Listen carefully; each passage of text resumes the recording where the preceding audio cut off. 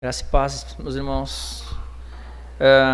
Estamos então no último verso, último trecho do capítulo 3 da nossa série sobre Filipenses, Cristo, a alegria do seu povo. E eu pergunto aos irmãos, retoricamente, como tem sido essa série para os irmãos, né? A gente está encerrando o capítulo 3, estamos indo para o último capítulo e vamos findar mais essa série de mensagens aqui no Jardim Botânico. Então essa série tem sido abençoadora para os irmãos, né, nos PGs, né, nós estamos nos conhecendo mais e crescendo em piedade, crescendo em amor, em conhecimento. Você percebe o seu crescimento espiritual desde que começou essa série e a partir das reflexões dentro dos PGs, nas casas dos irmãos. E é importante a gente fazer essa reflexão para que não seja apenas mais uma série, né, e mais um domingo, né, mas que a gente aproveite que estamos com saúde, que conhecemos pessoas legais, pessoas que amamos, para ser realmente um momento ímpar nas nossas vidas, né, que a gente possa continuar crescendo, né, e aprendendo uns com os outros. E a gente, nesse trecho da carta de Filipenses que nós vamos ler, vamos ver como é importante a comunhão e como está sendo importante os PGs também nas nossas vidas, né. E a gente sabe que existem muitas igrejas que são diferentes, muitas, inúmeras denominações, né, espalhadas no mundo inteiro, com cada uma com suas características, né?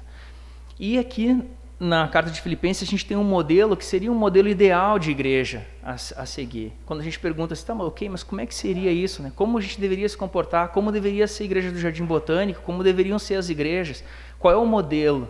Então a gente tem um ótimo modelo aqui na igreja de Filipos.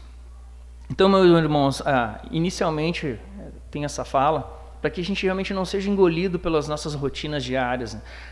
Se é diária, é rotina, para que a gente realmente não venha se desviar do nosso foco, né? E poder aproveitar, irmãos, é 1h30 no domingo, né? Mais umas 2 horas no meio da semana. Se a gente parar para pensar, é muito pouco ainda, né, para o povo de Deus estar reunido. E a gente tem tantas coisas para fazer na nossa vida, então vale um esforço e fica aqui um apelo para que possamos procurar um PG mais próximo da nossa casa e se tiver algum tipo de dificuldade, trazer isso para o presbitério, para que a gente possa compreender, que a gente possa continuar crescendo junto como igreja. Nesse capítulo 3, recapitulando ele, antes de a gente entrar no texto, a gente vê do versículo 1 ao 11, um Paulo contador, onde ele vai ali falar dos valores que ele descobriu após ter aceitado Jesus e considerado tudo aquilo ali como perda. Depois, do 12 ao 16, a gente vai ver um Paulo atleta e revela todo o seu novo vigor por causa de Cristo. E agora, nós vamos do 17 ao 21, vamos ver o Paulo viajante, vamos colocar assim, né? Aguardando o seu Salvador. O Paulo que observa os valores que são permanentes, os valores que são importantes nesse mundo, nessa vida, para que ele possa alcançar o seu objetivo, que é o tom desse capítulo aqui, né? O alvo dele, que é Cristo, a chegada, se preocupando com a chegada lá no final. Então, meus irmãos, é Filipenses 3, do 17 ao 21. A palavra de Deus diz assim: Irmãos, sede imitadores meus e observai os que andam segundo o modelo que tende em vós. Pois muitos andam entre vós, dos quais repetidas vezes eu vos dizia, e agora vos digo, até chorando, que são inimigos da cruz de Cristo. O destino deles é a perdição, o Deus deles é o ventre, a glória deles está na sua infâmia, visto que só se preocupam com as coisas terrenas, pois a nossa pátria está nos céus, de onde também aguardamos o Salvador, o Senhor Jesus Cristo, o qual transformará o nosso corpo de humilhação para ser igual ao corpo da sua glória, segundo a eficácia do poder que ele tem de até subordinar a si todas as coisas. Amém? Os irmãos podem sentar? Uma vez, num sábado, a gente fez um exercício em cima de um versículo, não vou lembrar agora aqui, mas o exercício era, a gente leu o versículo, a gente tinha 10 minutos ali, e tudo que a gente conseguisse extrair de lição daquele versículo, a gente ia escrevendo. E ao final desse exercício de 10 minutos, todos concordaram que as melhores reflexões, os melhores insights a respeito do versículo saíram depois que a gente se deparou com o texto e dizia assim, não tem mais o que tirar daqui, né? O que eu vou pensar sobre isso? E aí a gente se deu tempo de poder meditar na Escritura, de pensar sobre o que a gente realmente estava lendo, porque de cara a gente lê e já retira a ideia central, mas com o tempo, né, com meditação, a gente consegue ver que existem muitas riquezas dentro do texto bíblico. E às vezes a gente lendo assim, a gente tem um panorama geral, mas agora efetivamente, nessa próxima meia hora, a gente vai tentar extrair daqui lições que sejam importantes para a nossa vida e que elas possam ecoar na quarta-feira em todos os PGs da nossa igreja. E é interessante que Paulo de início fala ali sobre ser imitadores, e quando a gente se converte e entra dentro de uma igreja, zerados da fé, digamos assim, a gente sempre observa, né, como é que é o linguajar das pessoas. A gente começa a aprender o crentez, né, o varão, vaso, manto, né, que o Rafa às vezes usa essa expressão. A gente observa a vestimenta das pessoas. Os irmãos estão de terno, as irmãs usam saia nessa igreja, é um costume, não vou me destoar. E a gente procura, né, imitar as pessoas, se adequar ao contexto que a gente vive, né? Isso é muito comum dentro do contexto da Assembleia de Deus.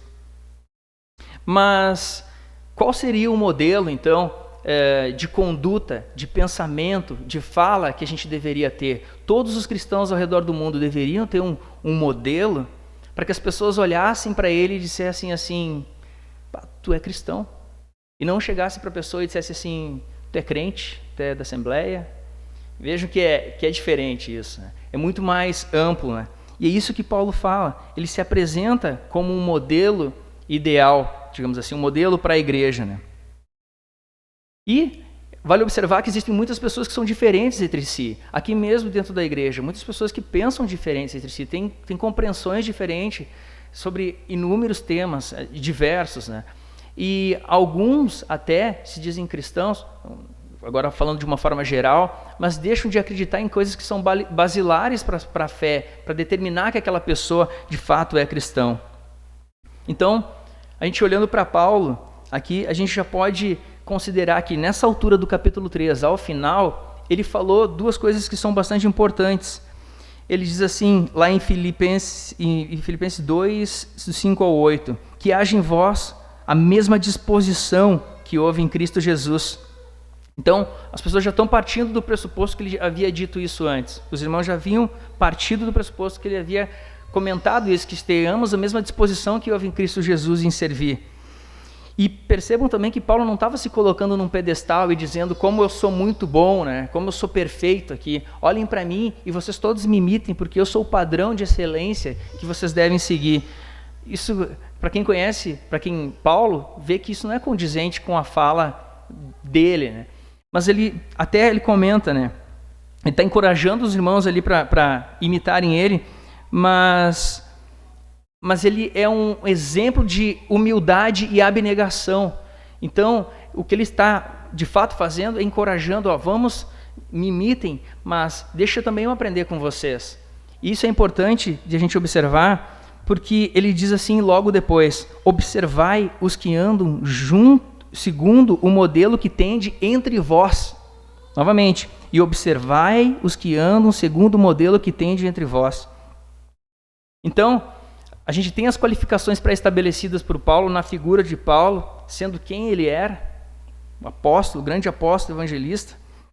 Mas, irmãos, o exercício que a gente pode fazer aqui é olhar aqui para a nossa congregação, para a congregação do Jardim Botânico, e a gente vê exemplos práticos de boas práticas de fé, de prática de fé. Eu separei aqui 3 para falar para os irmãos. É engraçado que o Israel não está aqui hoje, né? Daí fica meio... Mas a assiduidade do Israel e da Patrícia é uma coisa que a mim me chama muita atenção. Eles estão sempre em tudo, que é coisa. Eu falo para Israel, às vezes o Israel, humilde que é, ele diz assim, não, isso é porque a gente mora aqui perto, né? Mas a gente sabe o quanto eles têm o coração na igreja, assim, eles estão em tudo. Isso é um exemplo, isso é um bom exemplo a ser imitado. O conhecimento que o Rodrigo tem, a dedicação dele no ensino, isso é um bom exemplo. Nós temos que olhar para essas coisas boas e, cara, eu também gostaria de ser mais assim. A preocupação que o Edileno tem, o zelo que ele tem para a igreja, ele sempre fala dos irmãos, ele se preocupa com os irmãos. Isso é algo que eu quero olhar para ele, eu quero ser assim, eu quero ser um pouco mais assim. Eu vou ficar só no presbitério, porque a gente poderia sair falando aqui de ótimas coisas que muitos irmãos aqui têm, mas eu acabei também não falando de alguém, vou ficar chateado, mas ficando só nesses exemplos do presbitério mesmo, né, irmãos? São bons exemplos, é isso que Paulo se refere. E observai os que andam segundo o modelo que tem de entre vós. Observem os irmãos que tem entre vós. Poxa, esse irmão faz isso que é muito legal. Pô, esse irmão tem essa atitude que é muito legal. Então, irmãos, que possamos fazer esse exercício e considerar que as pessoas estão sempre observando a gente. Você pode não perceber, mas as pessoas estão sempre observando a gente. E a gente, de alguma forma, está inspirando as pessoas também. Você pode não ser parte do presbitério, ou de repente não estar aqui cantando, fazendo alguma coisa que todo mundo está vendo, mas as pessoas estão sempre olhando para você e estão sempre tirando lições. Então, indo adiante, né? Percebo que ao falar também dos inimigos da cruz de Cristo, aqui a gente pode ver a importância dos PGs. Por que eu estou falando isso? Porque é no conhecimento das pessoas. Né? Aqui, o contexto de Filipenses era que existiam lá pregadores itinerantes, existiam os judaizantes no meio da igreja, mas o que me parece e chama a atenção aqui é que as pessoas se conheciam. Né? Então, alguém vem congregar aqui conosco, quem é essa pessoa, mas o que ele pensa, o que ele deixa de fazer? Andar com essa pessoa é importante, porque a gente começa a entender qual é a compreensão que ela tem do Evangelho. A gente tem uma metodologia dentro da nossa igreja, que é a questão das cartas. Né? Então, se alguém vem e traz uma carta, a gente, fulano fazia isso, aquilo. Ok, isso de alguma forma serve de parâmetro, né? Mas é na vivência, né? É na comunhão, né? É no partir do pão, é no abrir a sua casa e conversar com aquela pessoa que realmente você vai entender qual é a compreensão que ela tem do Evangelho. E se a gente não está falando ali com alguém que pode ser um potencial inimigo da cruz de Cristo. Veja que sério que é isso. Porque essa ideia de proteção da igreja, de cuidado e zelo pela congregação, não é só parte do Rodrigo. Ele não precisa ficar se escabelando para cuidar, ele ser a pessoa que cuida disso. Mas que todos nós tenhamos essa responsabilidade de cuidar da nossa igreja. Né? E ver que é algo que destoa, tentar atuar, tentar ajudar a pessoa nesse sentido. Naquela época existiam muitas pessoas que pensavam que por fato de Jesus Cristo as perdoar, elas poderiam pecar à vontade. E imagina que diabólico é isso, né? Por isso que a gente tem que conhecer as pessoas, ter proximidade, ter comunhão com as pessoas e cuidarmos uns dos outros. E vale lembrar também que a gente tem que continuar orando por isso, né, irmãos? Muitos já passaram aqui pela nossa igreja, infelizmente. A gente, graças a Deus, recebe muitos visitantes, mas muitos irmãos que congregaram conosco, no meio do caminho, pararam, abandonaram a fé. Eu não digo que são inimigos da cruz de Cristo, eu sei o quanto isso é complicado de afirmar uma coisa dessas, mas em algum momento abandonaram a fé. E o tom de Paulo, embora seja a carta da alegria, ele também chora nessa carta, né? Chora mostrando toda a sua tristeza com relação a essas pessoas que negaram a cruz de Cristo, como a gente cantou aqui maravilhosamente e meditou nessas letras, né? A cruz de Cristo. Pessoas que abandonaram a cruz de Cristo no meio da caminhada, irmãos. Veja bem, é tão difícil você falar já de Jesus para alguém que desconhece, ter oportunidades, né? Mas quanto mais possamos ter o ímpeto de resgate, né? De sentirmos no nosso coração a necessidade de continuar falando de Cristo e orando para as pessoas que infelizmente em algum momento se entristeceram ou pararam no meio da caminhada. É importante que os inimigos da cruz de Cristo, eles não eram o núcleo da igreja, eles não definiam a igreja de Filipenses. Tanto é que já na semana que vem, no próximo versículo, a gente vai ler o seguinte, Paulo dizendo: portanto, meus irmãos amados e muito saudosos, minha alegria e coroa, sim, amados, permanecei deste modo, firmes no Senhor. É bem provável, então, que eram pessoas que chegavam, pessoas que passavam pela igreja de Filipe, mas os membros da igreja, a igreja em si, aqueles que estavam sempre ali cooperando, que estavam juntos ali, crescendo em comunhão, esses sim foram dignos do louvor do apóstolo Paulo. Como disse, né, o chorar é um transbordar, né, seja de alegria, como a gente pode chorar, seja de tristeza, como Paulo chorou ali. E chama atenção isso, né? Eu faço a pergunta aqui para os irmãos: qual foi a última vez que você chorou por causa da igreja? Qual foi a última vez?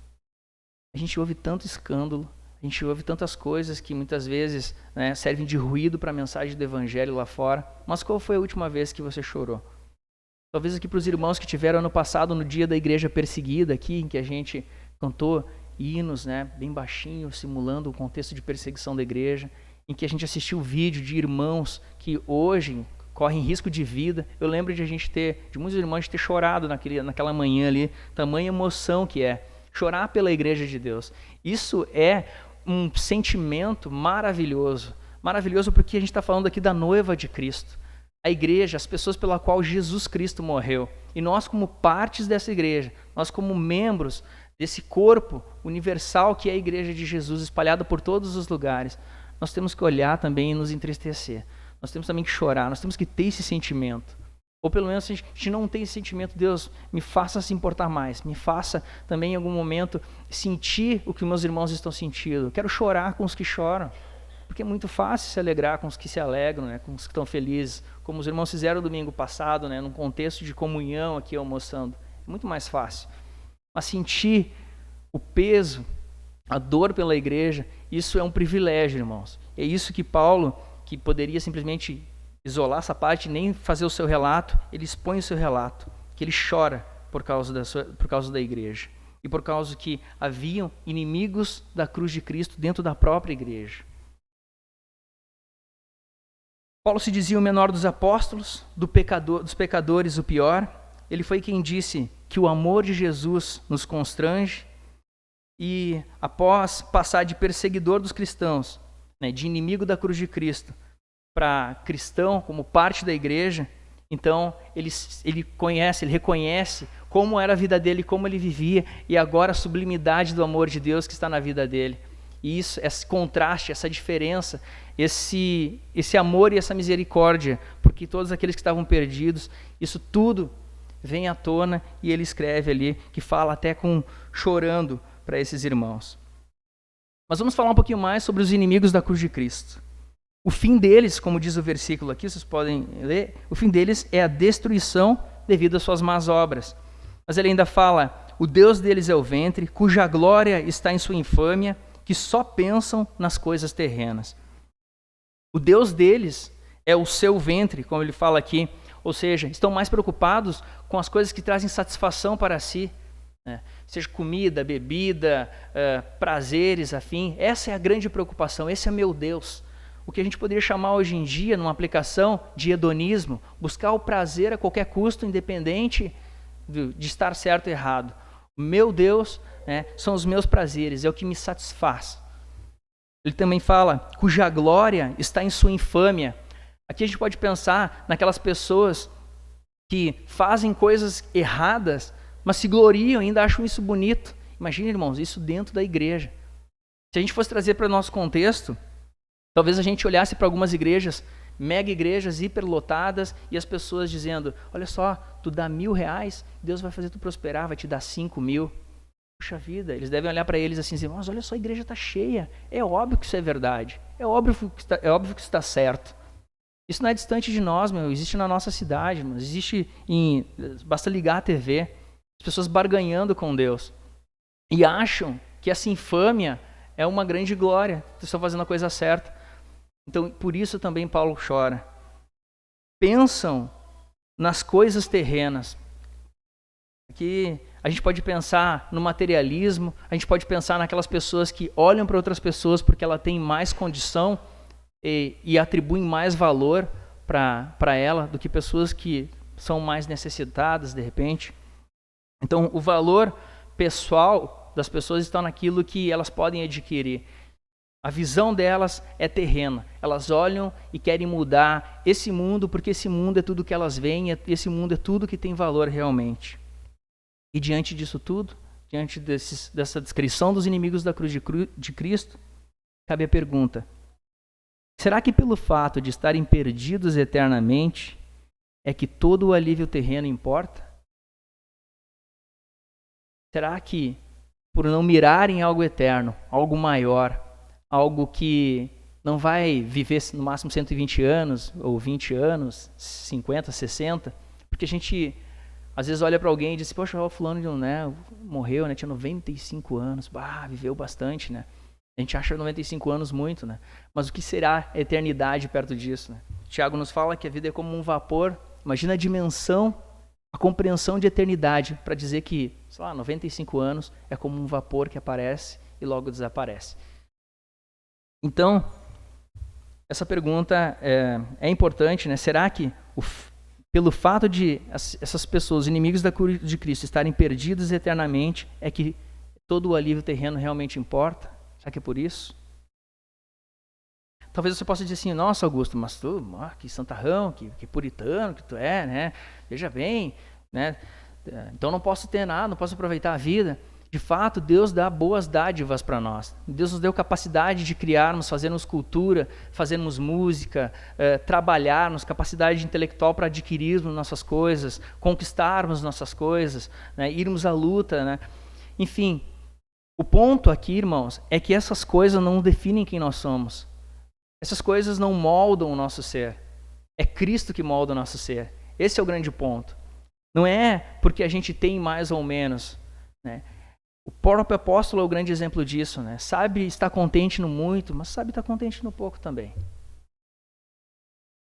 E eu sei quanto isso é difícil, né, irmão? Porque a gente, a tendência, muitas vezes, no momento de dificuldade, a gente murmurar, né? Ou duvidar de Deus.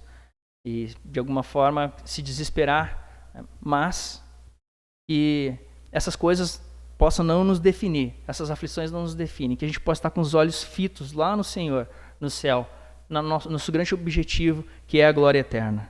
Amém? Irmãos, então, à luz do que a gente viu até agora, cabe uma outra pergunta para uma reflexão. Valorizando o que nós valorizamos, qual será o nosso destino final? Dando valor para aquilo que a gente realmente dá valor na nossa vida, qual seria o nosso destino final?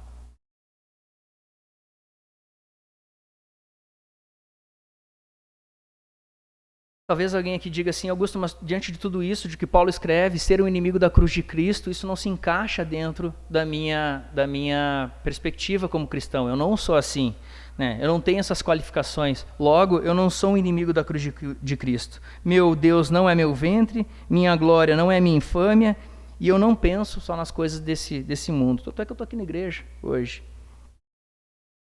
Mas veja, ninguém gosta, irmãos, de estar errado. E aqui a gente entra num ponto que é crucial na fala de Paulo, né? Só que o confronto sobre nossa vida é tudo o que a cruz de Cristo nos faz. Esse é toda a visão cristã, toda a vida cristã, ela passa pela cruz. Por isso que nós não podemos negligenciar a cruz quando falamos de Deus. É muito mais fácil falarmos de Deus para uma pessoa, de um Deus que é o Deus da vida, de um Deus que é um Deus que vai fazer você prosperar, que tem planos para a sua vida, que quer te ver feliz, que quer te ver, sei lá, casar, ter filhos, conquistar coisas. É muito mais fácil, é muito mais palatável falar desse tipo de Deus. Só que essa mensagem, a mensagem desse Deus, talvez se fosse pregada aqui e entrasse alguém ali, sentasse no banco de qualquer outra religião, ao final do culto ele fosse dizer assim, muito boa mensagem hoje, realmente Deus é isso, Deus quer coisas boas para nós, Deus é uma pessoa, né? Deus é amor. Então, meus irmãos, muitas pessoas mal intencionadas, talvez, até mesmo com visão limitada desse mundo, tem o costume de fazer com que, a gente pode ver isso agora ainda mais na época de eleição, né? Costume de arrastar Jesus para dentro das suas ideologias. Elas dizem, porque Jesus Cristo foi um grande homem, porque Jesus veio lutar pelos pobres e oprimidos, porque Jesus era paz e amor, porque Jesus era um profeta, Jesus era um revolucionário político contra o governo estabelecido. Jesus veio lutar contra os doutores da teologia, da lei, que não amavam as pessoas. Não, Jesus é de esquerda, não, Jesus é de direita. Olha só que triste que é reduzir Jesus às ideologias e às ideias desse mundo. Porque todas as definições terrenas limitam de fato quem foi Jesus. O Filho de Deus, que sendo em forma de homem, não usurpou ser igual a Deus, mas se fez como servo, um servo sofredor que viveu entre nós e não pecou. Jesus era santo e perfeito, e ainda assim ele foi o para-raio da ira de Deus. Eu gosto muito dessa expressão. Deus justo, Deus santo, Deus bom, que pelo poder da sua palavra fez todas as coisas perfeitas, e no final ele viu que era bom, e o homem pecou contra Deus, e o pecado entrou no mundo. O homem quis, não, eu vou tomar conta, eu vou tomar as rédeas do mundo, eu não quero obedecer a Deus, eu quero ter o conhecimento do bem e do mal, eu quero ser o meu Deus. E esse pecado que faz separação entre Deus e nós. Então, Deus envia seu Filho Jesus Cristo para morrer na cruz, santo, para que todos os pecados fossem levados sobre ele, e agora nós pudéssemos ter livre acesso a Deus. Essa é a mensagem da cruz. Essa é a mensagem que nenhuma outra religião vai nos passar. Uma mensagem de graça e de amor. E é por elas, e eu sei que os irmãos sabem decorar, por ela todos nós fomos alcançados, irmãos. E essa é a grande diferença do cristianismo para todas as demais religiões. É de graça. Eu não preciso me escabelar para que Deus me ouça, eu não preciso fazer coisas para que Deus me ouça. E se eu faço alguma coisa, se de fato eu venho no culto, é porque antes de mais nada, Ele fez tudo isso por mim. Eu respondo a Deus com gratidão e amor porque Ele me salvou. Amém? Esse é o religar aquilo que estava perdido. É a religião, é o religare, né? Nos reconectarmos com Deus. E de fato, assim, Deus poderia até ter deixado a humanidade seguir seu próprio caminho sozinho. Assim, beleza, vocês pecaram? Então é com vocês, sigam o seu próprio caminho. No entanto, Deus misericordioso e bom como Ele é, vai lá e salva os seus, aqueles que Ele mesmo escolheu antes da fundação do mundo. Então, meus irmãos, é por isso que não basta simplesmente falar do amor de Deus, mas em algum momento a gente tem que falar que há uma justiça, né? Que de fato todos pecaram contra Deus, todos estão separados de Deus, todos estão destituídos da glória de Deus. Ninguém é digno, não há um justo sequer. É necessário, e em certa altura nós vamos ter que falar essa mensagem, porque essa é a mensagem do Evangelho. Essa é a mensagem da cruz. Então, o que a gente pode concluir até aqui é que esse Jesus que muitas vezes a gente ouve, né, do beba Jesus, coma Jesus, vista Jesus, um Jesus que cabe dentro de uma prateleira, que dá para vender ele para aquele público específico de pessoas, não é exatamente a mensagem da cruz. Então, talvez alguém diga assim, não, Augusto, mas eu não sou o inimigo da cruz de Cristo, conforme Paulo trouxe e nos relacionou agora há pouco. Mas que Deus nos livre de ter esse pensamento em algum momento, em negar a cruz no sentido de, no ímpeto de querermos sermos mais úteis para o reino de Deus, de falar do Evangelho, falar desse Deus maravilhoso ao qual servimos, que deixemos a cruz de Cristo de lado. É necessário, irmãos, e nesse sentido vai ter embate, nesse sentido vai ter rusga, porque como eu disse, ninguém gosta de estar errado, a gente gosta de estar certo, eu gosto de estar certo, eu gosto de estar com a razão. No entanto, quando a gente coloca na perspectiva da cruz, quem sou eu, né?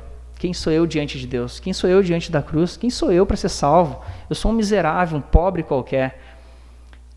É misericórdia, amor e graça o que a gente encontra na cruz de Cristo. Então, até por isso não é algo que a gente ao falar essa mensagem, seja como algo matemático, né? Eu vou falar isso e a pessoa vai responder perfeitamente. É algo também... existe um mistério aqui, é uma loucura para o mundo, né, essa compreensão da cruz.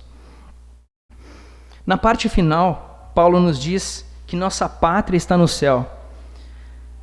Mas quais são as implicações de nossa pátria estar no céu? Um tempo atrás, aqui na igreja, na congregação, no grupo de mentoreamento, estudamos um livro chamado Membresia da Igreja, de um autor chamado Jonathan Leeman. E certa altura ele diz que a igreja é uma embaixada e uma instituição que representa uma nação dentro de outra nação. Ela declara os interesses do país de origem dentro de um país anfitrião. Então pegamos, por exemplo, aqui a Dai. A Dai vai para a Alemanha, né? Vai passar um tempo lá na Alemanha, né? Trabalhando lá, daqui a pouco o visto da Dai vence. O que ela precisa fazer para estar com seu passaporte em dia, né? Ela precisa ir na embaixada e validar o seu passaporte novamente. Dizer, beleza, tu é cidadão do Brasil, tu já pode ter trânsito internacional novamente. Então, a igreja é essa tipificação, vamos falar assim. Eu gostei desse exemplo que ele dá, né? A igreja é uma embaixada de um lugar futuro. E ela representa um grupo de pessoas sobre o senhorio de Cristo, o qual um dia, no futuro, se unirá a ele. Portanto, se há um lugar onde os irmãos podem encontrar reconhecimento oficial, refúgio, este lugar é a igreja local. E o Lehmann fala o seguinte sobre a igreja: a igreja representa o domínio de Cristo agora, legitima e protege seus cidadãos agora, proclama as suas leis agora. Na igreja nos prostramos diante do rei agora e chamamos a todos os povos para fazer o mesmo agora. E é interessante que, a partir do momento que nós somos parte da embaixada, nós também somos feitos embaixadores de Cristo. Não é um funcionário que ao sair da embaixada já não trabalha mais, né? Agora todos nós somos embaixadores de Cristo, de um outro país, da Nova Jerusalém, da Canaã Celestial, né? Para falar aqui vem uma língua típica nossa, né? que provavelmente as pessoas não iam entender. Mas nosso reino, a nossa pátria está em outro lugar, e nós somos embaixadores dela aonde nós formos, né? Então, se alguém faz de suas entranhas o seu Deus e põe os seus corações nas coisas terrenas, como poderá desejar a volta de Jesus? É isso que Paulo menciona a respeito da volta de Jesus nesse trecho da carta. Então, por isso que não faz sentido tu ser um inimigo da cruz de Cristo e ao mesmo tempo tu desejar a glória eterna. Porque tudo vai passar pela cruz também, vai passar por Jesus Cristo até que nós chegamos lá. E no certo sentido, toda a criação também está de alguma forma aguardando esse grande acontecimento que é a volta do nosso Senhor, da remissão de todas as coisas. Vejamos lá, Romanos 8, do 20 ao 22, aspas, e diz o seguinte: pois a criação está sujeita à vaidade, não voluntariamente, mas por causa daquele que a sujeitou, na esperança de que a própria criação será redimida de todo o cativeiro da corrupção, para a liberdade da glória dos filhos de Deus. Porque sabemos que toda a criação, em um só tempo, geme e suporta angústias até agora. Então, não é uma redenção somente, né, como se fosse pouca coisa, mas não entendo dessa forma, né, mas somente nossa, né, mas de todas as coisas. Tudo será redimido. A obra de Jesus completa será feita.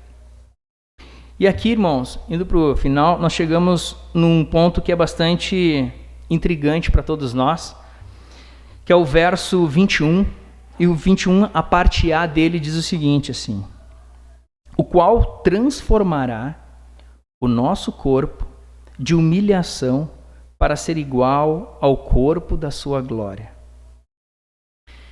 Olha o contexto disso, que para muitos gregos e pagãos, o corpo, né, a matéria, né, é má, e a nossa alma está presa dentro desse corpo. E a morte é o que vai libertar a nossa alma. No entanto, Paulo nos fala lá em 1 Coríntios 6,19 que o nosso corpo é o santuário, é templo do Espírito Santo, indo totalmente ao oposto desse ensino. E ele fala ali sobre que é o corpo da nossa humilhação, esse termo que ele usa, né? Porque a maldição do pecado está sobre todos nós, e nós sofremos fraquezas, sofrimentos, enfermidades, deformidades, futilidades, morte. Estamos à mercê, nesse sentido, né, do pecado, através desse corpo corruptível qual temos hoje. Mas, né, a vinda do Salvador é isso, transformará de tal maneira nós em um novo aspecto, né, nos dando uma forma interior, a forma de espírito, a forma espiritual, né, renovada que nós temos em Cristo Jesus. É isso que teremos. Olha só que glorioso isso, né? Percebam, o corpo de Jesus, a gente viu isso semana passada, ele não está num túmulo. É correto a gente afirmar que Jesus Cristo está em carne e osso no céu. Pensem, a gente não vai ser como o Poltergeist, assim, né, o Gasparzinho, né, e passar no meio das coisas. Se a gente se abraçar, a gente passa um pelo outro, assim, a gente não se toca. Isso é maravilhoso, irmãos. É como sentir as coisas, né? Olha que glorioso, olha que perspectiva maravilhosa que ele nos dá.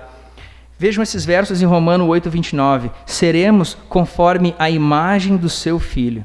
1 Coríntios 15:49. Devemos trazer a imagem do celestial.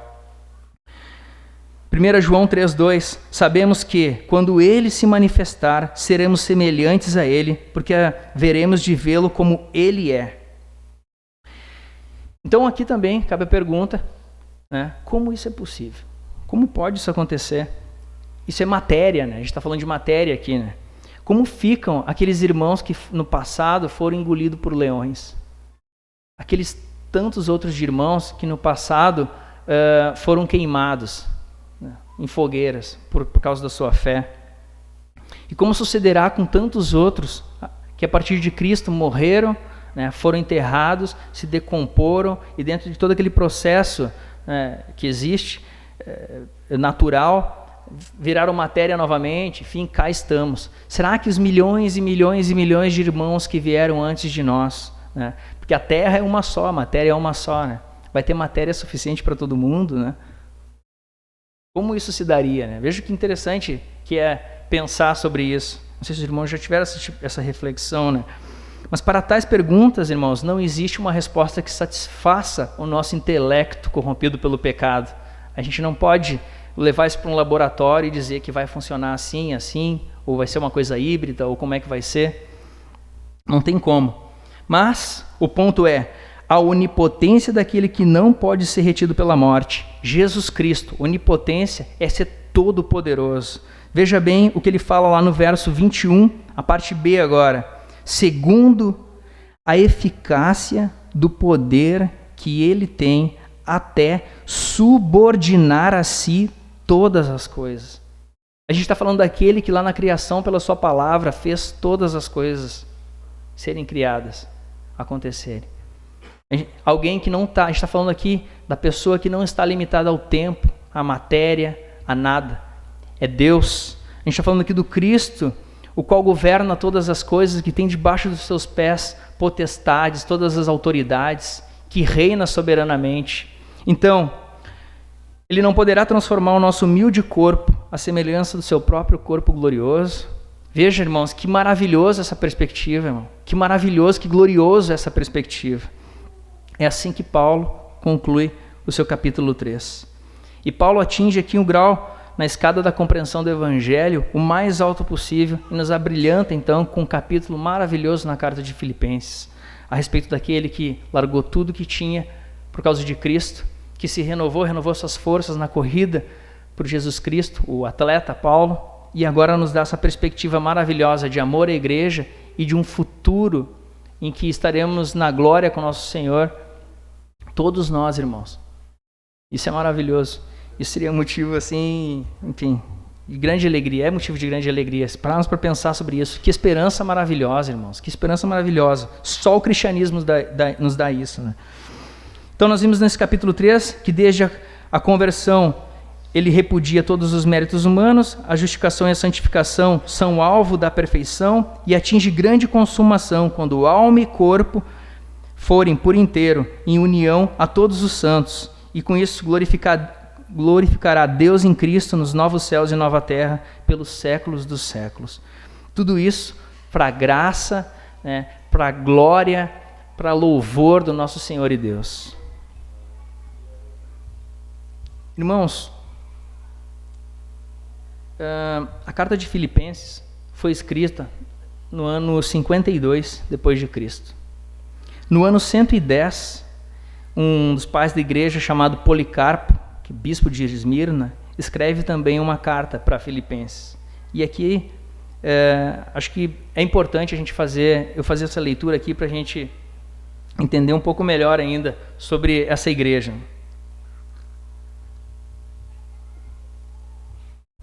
Reparem, eu vou ler um trecho para vocês de Policarpo para a igreja de Filipenses, que se passaram quase 60 anos, irmãos. Quase 60 anos desde que Paulo escreve. E ele diz assim: alegro-me com vocês imensamente em nosso Senhor Jesus Cristo, pelo fato de vocês terem acolhido os modelos do verdadeiro amor e aproveitado a oportunidade que tiveram de terem ajudado em sua viagem aqueles homens que estão presos em correntes, que nos santos ajuntem-se bem, pois são de fato os diademas dos verdadeiros eleitos de Deus e do nosso Senhor. E também me rejubilo porque a firme raiz da sua fé, conhecida desde o princípio, ainda subsiste e produz frutos para o nosso Senhor Jesus Cristo, que suportou os nossos pecados até a morte, mas Deus o ressuscitou dos mortos, rompendo os grilhões do Hades. Mesmo não o tendo visto, vocês creem nele e exultam com alegria indizível e gloriosa, alegria que muitos anseiam por sentir, sabendo que vocês são salvos pela graça, não por obras, isto é, pela vontade de Deus, por meio de Jesus Cristo. E ele conclui. Uma igreja que foi elogiada pelo apóstolo Paulo, pelo seu amor, né, pela sua alegria, pelo zelo pela palavra de Deus. Agora, 60 anos depois, de repente uma outra geração de irmãos, e eles recebem elogio muito semelhante, né? Aqui ele diz que se alegra com os irmãos, né, que ainda mantém, que ainda sustentam também muitos irmãos por causa da expansão do reino de Deus. Isso, irmãos, na conclusão desse terceiro capítulo, nos faz ter uma reflexão, né? Como estará a igreja do Jardim Botânico caso o Senhor Jesus não volte, né? Daqui a 60 anos, por exemplo, né?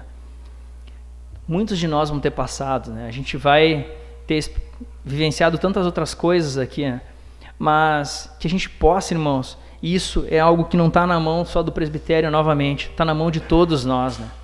Que a gente possa ter o Samuel, né, liderando essa igreja, ter o Caio à frente da obra, tocando essas coisas, né? A Lívia, todos os pequeninos, né? A Heloísa ajudando no louvor. Imagina que coisa mais linda isso, né? Toda uma nova geração que está surgindo, né? A Ana, todos ajudando na obra de Deus. E a nossa geração vai ter passado, e eles vão estar aqui pregando, vão estar falando do Senhor com fidelidade, com amor pelas Escrituras. Nenhum clube, nenhuma instituição no mundo permanece dessa forma, né? É algo maravilhoso, e esse é o meu desejo para a igreja do Jardim Botânico, né? Que ela cresça, que ela expanda, né? Que a gente precise aumentar aqui, porque mais pessoas vão ser alcançadas, né? Mas que as gerações futuras possam olhar para trás e ver, poxa, eu lembro lá em 2022, tinha os irmãos, né? Que geração maravilhosa de irmãos daquela igreja, fizeram tantas coisas pela igreja, contribuíram com tantas coisas e prepararam um caminho maravilhoso para nós. Nós não sabemos como é que vai estar no futuro, né? O evangelho, né? Como será a proclamação do evangelho para o mundo, né?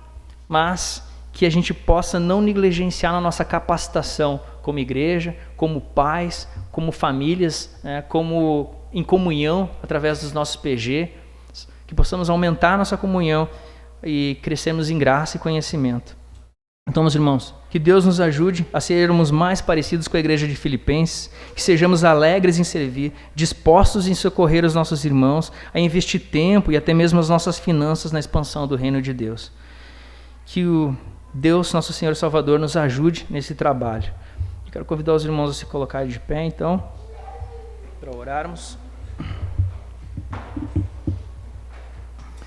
Nesse momento, tenha em mente o seu trabalho, Senhor, o seu ímpeto para o Senhor, e se de alguma forma você diz, olha, eu não tenho algum tipo de capacitação, né, eu tenho vergonha, você possa pedir para o Senhor para que Deus te use, para que Deus resgate, né, o seu amor, o seu zelo, para que Deus te capacite e te dê dons para serem úteis aqui na casa do Senhor, para que a igreja do Senhor cresça, irmãos, para que a gente alcance mais pessoas, para que a gente olhe para a igreja de Filipenses e diz, poxa, a gente pode não ser a igreja de Filipenses, mas a gente está no caminho certo, a gente está indo nesse caminho, a gente sabe qual é o modelo que a gente quer ser. Oremos. Senhor nosso Deus, nós te damos graças, Senhor, nós te louvamos, Senhor, nós te exaltamos, Senhor. Sim, Deus, porque esse maravilhoso mistério, Senhor, que é a tua igreja, Senhor, essa maravilhosa união dos teus filhos, Senhor. Sim, Deus, que interesse teríamos, Senhor, nós, pois estávamos mortos em nossos delitos, Senhor, em nossos pecados, Senhor. Estávamos apáticos, Senhor, sem interesse, Senhor, preguiçosos, Deus. Mas, Deus, o teu poderoso Espírito Santo, Senhor, esteve sobre nós. Um dia nos alcançou, nos regenerou, nos transformou, Deus. Nos trouxe para a tua luz, Senhor. Nos trouxe para a comunhão da tua igreja, junto dos teus filhos, Senhor. Que maravilhoso é poder sermos dito, Senhor, teus filhos, Senhor. Não mais tuas criaturas, Senhor, mas agora teus filhos, porque tu se revelou como Pai, Deus. Nos alcançou pela tua graça, bondade e misericórdia, Senhor, através daquele sofrimento terrível da cruz do teu Filho Jesus, que levou, Senhor, todos os nossos pecados, Senhor, lá. E agora, Senhor, é com essa certeza que nós podemos nos dirigir a Ti, Senhor, Te dando graça, Senhor. Sim, Deus, mas não somente, Senhor, Te pedindo, para que Tu coloque em nossos corações, Senhor, o desejo, Senhor, de Te servir mais, o desejo, Senhor, de contribuir para a Tua obra, Senhor, de cooperar com os irmãos, Senhor, o interesse, Senhor, de ver o Teu reino expandindo, Senhor, o interesse, Senhor, de chorar também por aqueles que estão nesse momento, Senhor, escondidos, Senhor, não podendo cultuar com liberdade, Senhor, que sofrem, Senhor, que têm suas famílias, Senhor, correndo risco de vida, Senhor, por causa do Teu amor, por causa do Teu evangelho, Senhor. Ó Deus, não me faça, Senhor, daqui a anos, Senhor, olhar para trás e ver que eu perdi muito tempo da minha vida, Senhor, com tantas coisas nesse mundo, Senhor, com quantas coisas, Senhor, que me desviavam do foco, Senhor, me desviavam do caminho que é Jesus.